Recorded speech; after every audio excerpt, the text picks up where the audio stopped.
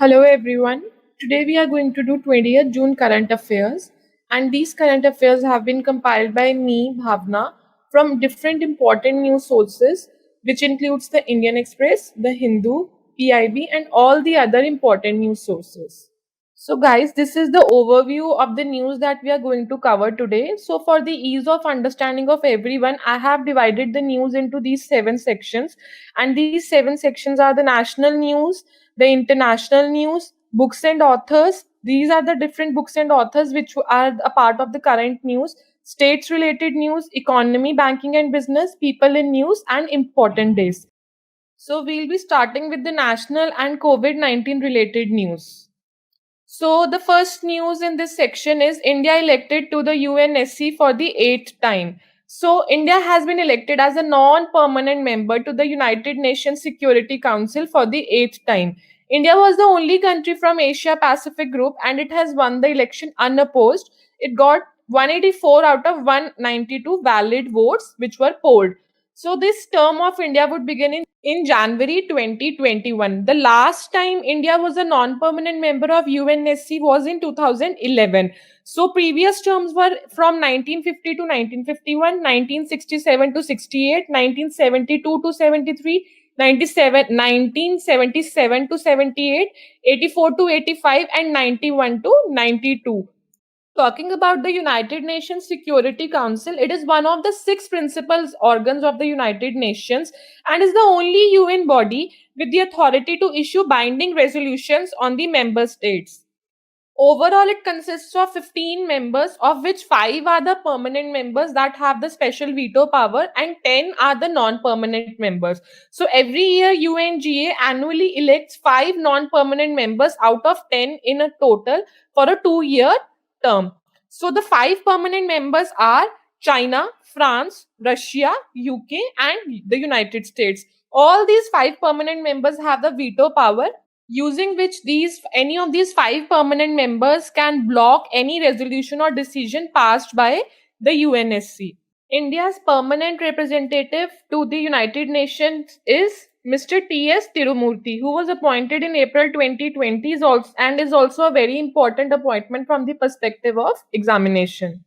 The next news says Dr. Harshvardhan launches DBT AMTZ mobile diagnostic unit. So, Dr. Harshvardhan is the Minister for Science and Tech, Earth Sciences, and Health and Family Welfare. He has flagged off India's first iLab. Now, what does this iLab stands for? iLab is Infectious Disease Diagnostic Lab, which would be used for COVID testing in rural and inaccessible areas of India.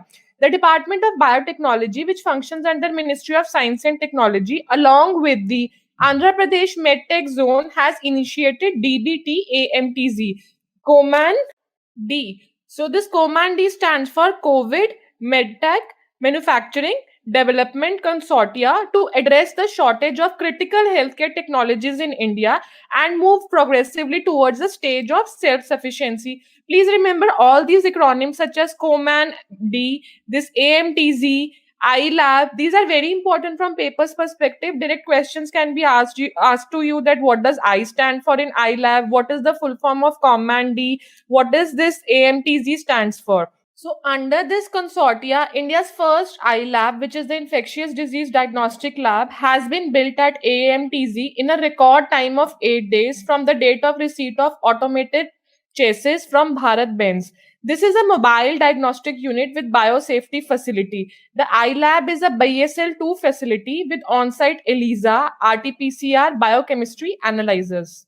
Now, BSL stands for biosafety levels. These are actually levels which have been prescribed for the working of working conditions of a laboratory. So there are 4 levels: 1, 2, 3, 4, and this iLab is a level 2 facility. ELISA and PCR. So this is your task for today. You are going to tell me in the comment section what does ELISA and PCR stand for. And during this COVID-19 testing, both these terms are a lot in news. With this, let's move on to the next news of the day. So, our next news of the day is that Indian Railways have decided to end China's firm's rupees 470 crore contract. So, this Chinese company by the name China Rail, this actually a subsidiary of this company, China Railway Signal and Communication Corporation, was working for the signaling works of over a 400-kilometer section in the Uttar Pradesh, and this was specifically between New Bhopur in Kanpur and Mughal Sarai, which is now known as Deen Dayal Upadhyay Junction Station. This contract was of 470 crores, but the Indian Railways has now decided that they would terminate this contract, and World Bank, which is a funding agency for this project, has been sent a request to terminate this contract. Our Union Rail Minister is Mr. Piyush Goyal. Now we'll be covering the international news. Again, a very important news that WHO has said that hydroxychloroquine, which is an anti-malarial drug, won't stop COVID-19 deaths. So this drug has a lot been in news right from the beginning of the COVID-19 spread. And India was one of the biggest exporters of this drug. In fact, the United States had come forward asking India to, lift the curb on the bans it had put for the export of this drug now. But WHO has come up with this thing that this drug is not working in stopping deaths among the people who have been hospitalized with the new coronavirus. However, WHO has said that this drug could have a role in preventing people from catching COVID-19 in the first place. And clinical trials for this thing is still going on and being conducted by WHO. Another interesting fact for this drug was that this drug has a lot been favored by the US President Donald Trump. And yesterday we did a very important news related to COVID-19 that dexamethasone, which is actually an anti-inflammatory steroid, has been successfully approved as the first drug which has shown low mortality, which is shown actually to be effective among the COVID-19 patients. So this is again a very important news that Donald Trump has signed this Uyghur Human Rights Policy Act of 2020. So this was already approved by the House and Senate in May, and now Donald Trump has also given his approval to this bill. So according to this bill, this would allow the American government to hold Chinese officials responsible for China's persecution of Uyghur and other Muslim minority groups. So Uyghurs are basically Turkic minority ethnic group originating from and culturally affiliated with general region of Central and East Asia. They are recognized as native of Xinjiang Uyghur Autonomous Region in northwest China. So China has a lot been in news about the atrocities that Uyghur Muslims have been suffering under the Chinese administration. In fact, in 2019, Muslims had called for a boycott for Chinese products against Chinese policies and ban on Ramzan in China. However, China has always used its power to suppress the voice of leaders on the international platform. Now let's look at the books and authors. So this is a very important book, The Room Where It Happened, a White House memoir. This has been written by Mr. John Bolton, who was the former National Security Advisor to the US President Donald Trump. He was fired in September 2019 because of his policy differences with Mr. Trump. He has come up with this book, The Room Where It Happened, a White House memoir. This book has already created a lot of controversies, with Mr. Bolton accusing Donald Trump of a lot of misdeeds. And with the US elections lined up in this year, November, so this book is of very much importance. The current National Security Advisor to the US President Donald Trump is Robert O'Brien. Now we have come to the states news section. A very important news again, Karnataka has observed 18th June as Mask Day to spread awareness about COVID-19. So, Bruhat Bangalore Mahanagar Palike BBMP is already raising awareness about the infection through announcement and pamphlets, and it is now also penalizing people for not wearing masks by fining them. Also, if you remember, we did it in yesterday's lecture that Bangalore, among the highest populated city, has the best track record of managing COVID-19. And Bangalore is also the capital of Karnataka. Also, the governor of Karnataka is Vajubhai Vala and the CM is B.S. Yediyurappa. Now we'll be discussing economy, banking and business news. So the first news in this section is ICICI Home Finance has launched affordable housing loan scheme by the name Saral. So Saral is a special affordable housing loan scheme to fund homes in urban and rural areas. So this scheme would specifically target people who have a maximum household income up to rupees 6 lakhs annually. And specifically it will target women, lower middle income customers, and economically weaker section. Under this, housing loan would be available at an interest rate starting from 7.98% onwards for a maximum tenure of 20 years.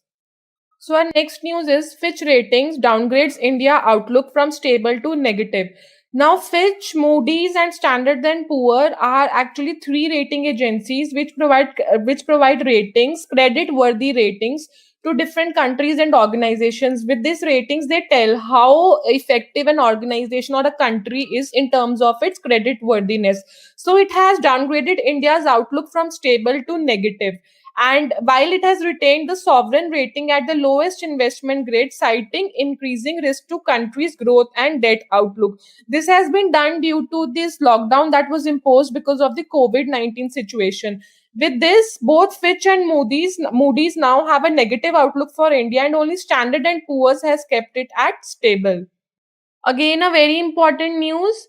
Public Investment Fund of Saudi Arabia has become the 11th investor in Geo by investing 11,367 crores for acquiring 2.32% of Geo platforms. So Geo has seen a spree of investment starting from 22nd April, on the day on which Facebook took a stake of 9.99% in Geo platforms. Geo is actually a subsidiary of Reliance Industries Limited, and at present, Geo Reliance Industries have a share of 75.30%, and the founder of Geo is Mr. Mukesh Ambani. Now we'll be discussing the important people in news. Volkan Bozkır has become the first Turkish to be elected as the president of 75th UNGA. Volkan Bozkır, who is from Turkey, has been elected as the president of the 75th UNGA. He is going to be the first Turkish to hold this post for 1 year. His candidacy was declared last year by Turkey's president Recep Tayyip during his address to the UNGA on 17th September. So he's going to succeed Tijani Mohammad Bande when the annual session opens up on September 15, 2020. Now we've come to the last section of the news, that is the important days. The first day in this section is the World Refugee Day that's observed on 20th June. This day is observed to highlight the plight of refugees across the globe. The first World Refugee Day was designated on June 2001 by the UNGA. So June 20 was selected as the date because of its significance as Africa Refugee Day. It has been celebrated by the Organization of African Unity every year on June 20 since 1975. So the theme for 2020 is Every Action Counts.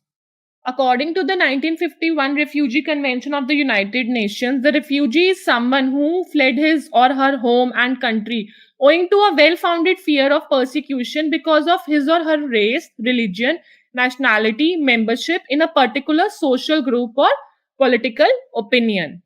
Now let's move on to the next important day. So another important day is the World Sickle Cell Awareness Day, which is observed on 19th June. So on 22nd December 2008, the UNGA had adopted a resolution in which it recognized sickle cell disease as a public health problem and one of the world's foremost genetic diseases. Now, genetic diseases are the diseases which one carries from his or her parents. So sickle cell anemia is an inherited red blood cell disorder. So there are two kinds of blood cells in the human body, red blood cells and white blood cells. Red blood cells are normally circular in shape. So these red blood cells have the capacity to bind with hemoglobin and carry oxygen throughout human body. But in case of sickle cell patients, the red blood cells are shaped like sickles or crescent moons, which make them very rigid, and these sticky cells can get stuck into small blood vessels, which can slow or block blood flow and oxygen to parts of the body. So this was the last news of the day, and I hope you guys are able to understand current affairs. Please feel free to write down in the comment section your feedback, and thank you for listening. Take care.